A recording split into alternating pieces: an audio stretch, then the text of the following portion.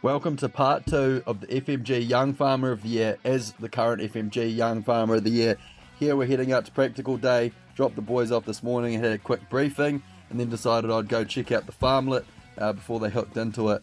So it was a beautiful crisp morning, had 7 tractors coming in here from New Holland, which was a pretty good sight to behold, and that was for the agri sports a bit later on. First things first, the lads were into the modules, so we went and watched Gareth do a really good job of taking the wool off the sheep, certainly much better than I could ever do. And then it was time to take a quick second to enjoy that beautiful southern sunrise. Cam on the Milwaukee tools was my next spot to go and see, followed by Justin ripping out the baler on the New Holland module, and he was baling up some straw here.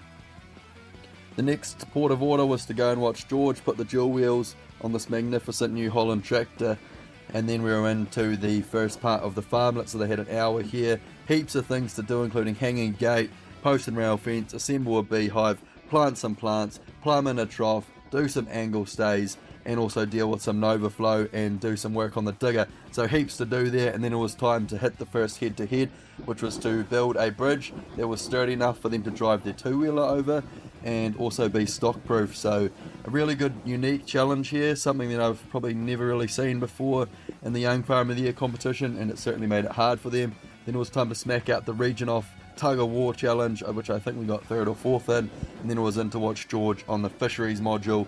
Here he is pulling in what I think is a clam dredge, using all that gym work, the good effect.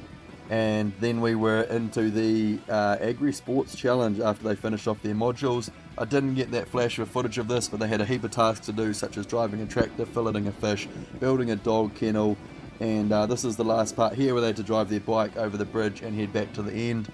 Here's a quick bit of Cam cutting up some lamb there, and then the boys had about an hour and a half left to finish off the farmlet here, so a solid amount of work for them to get through in a massive day. Decided we got back about 5:30 after dropping the fellas back at the hotel, and decided to take Cyrilla out for some dinner.